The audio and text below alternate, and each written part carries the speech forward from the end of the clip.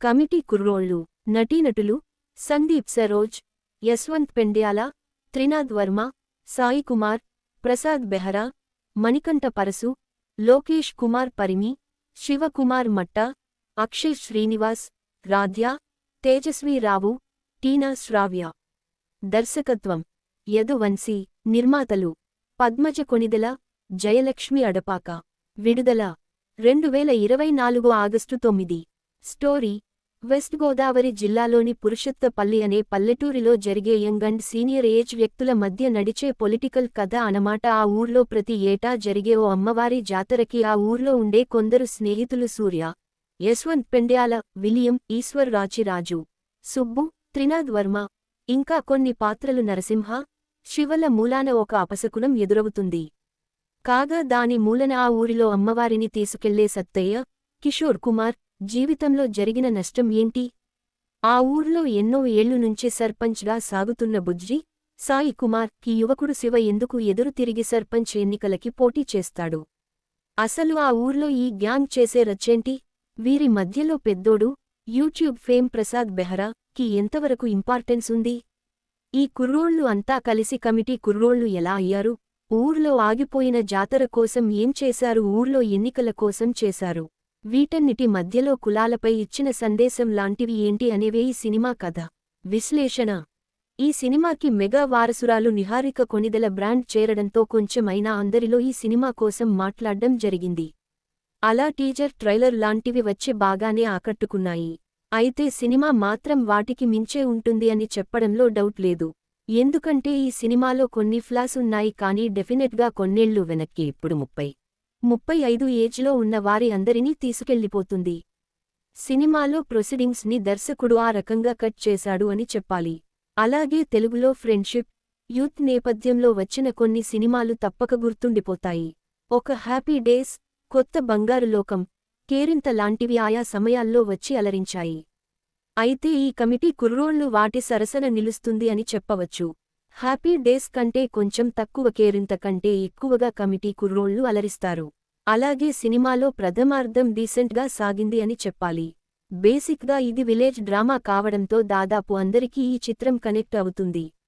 చిన్నప్పుడు పల్లెటూరులో పెరిగి ఇప్పుడు సిటీలో సెటిల్ అయిన వారిని, వారి ఫ్రెండ్స్ని మిస్ అవుతున్న వారిని, వారిలోని గొడవలు, ప్రేమలు వంటివి చాలా బాగా చూపించాడు దర్శకుడు. అయితే ఈ సినిమాలో కొంచెం వీక్గా అనిపించేది ఆ పొలిటికల్ టచ్ సీన్స్ అనే చెప్పాలి. ఎప్పుడు నుంచో ఒక ఊర్లో ఒకతనే సర్పంచ్గా కొనసాగుతూ ఉండడం, వారికి యువత ఎదురు తిరగడం వంటి ప్లాట్లలో చాలా సినిమాలే వచ్చాయి. ఇదే నిహారిక అన్నయ్యలు రామ్ చరణ్ చేసిన రంగస్థలం, తన సొంత అన్నయ్య వరుణ్ తేజ్ చేసిన ముకుంద సినిమాలు ఈ సినిమాలో సెకండాఫ్ చూస్తున్నప్పుడు గుర్తురాక మానవు.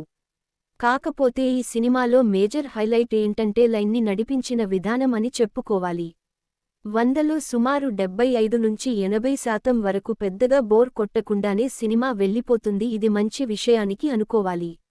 నటీనటుల పెర్ఫార్మెన్స్లు ఎలా ఉన్నాయి? ఈ చిత్రంలో కనిపించిన ప్రధాన తారాగణం అంతా యువ నటీనటుల మీదే కనిపిస్తుంది. వారిలో అంతా కూడా మంచి పెర్ఫార్మెన్స్లని ఇచ్చేశారు. అబ్బాయిల్లో అయితే యశ్వంత్ పెండ్యాల, త్రినాథ్ వర్మ, మణికంఠ, ఈశ్వర్ ఇతర యంగ్ పాత్రధారులు అదగొట్టారు. అలాగే యూట్యూబ్ ఫేమ్ ప్రసాద్ బెహరా అయితే ఈ సినిమాలో ఆశ్చర్యపరుస్తాడు అని చెప్పాలి. తన కామెడీ టైమింగ్ కానీ, ఎమోషనల్ సీన్లో గాని తను జీవించేశాడు. ఇక వీరి అందరిలో మెయిన్ రోల్ సందీప్ సరోజ్ది.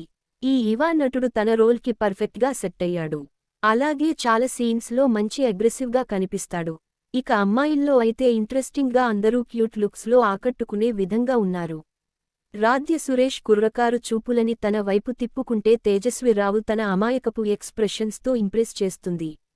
ఇలా యంగ్ కాస్ట్ అంతా ఈ సినిమాలో అలరిస్తారు. అయితే ఇంట్రెస్టింగ్గా ఈ సినిమాలో ఈ అంతా కూడా యంగ్ ఏజ్లోని కనిపిస్తారు. మిడ్ ఏజ్లో కూడా కనిపిస్తారు. ఈ వేరియేషన్ మాత్రం చాలా బాగుంది. ఇంకా వీరితో పాటుగా సీనియర్ నటులు సాయి కుమార్ తన ఎక్స్పీరియన్స్ని ఈ సినిమాకి బాగా చూపించారు. ఇంట్రెస్టింగ్గా కేరాఫ్ కంచరపాలెం నటుడు కిషోర్కి సాలిడ్ పెర్ఫార్మెన్స్ చేసే రోల్ దక్కింది. ఇక వీరితో పాటుగా మిగతా నటీనటులు బాగానే చేసేశారు.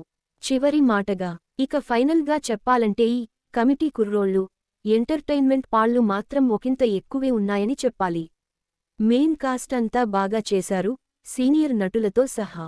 మీకొక బ్యాచ్ ఫ్రెండ్స్ ఉంటే ఈ సినిమా డెఫినెట్గా పాయింట్ చెయ్యదు. కాకపోతే ఫ్రెండ్షిప్ పార్ట్ వరకు ఓకే, కానీ సినిమాలో పొలిటికల్ రిలేటెడ్ సన్నివేశాలని మాత్రం దర్శకుడు రొటీన్గానే చూపించాడు.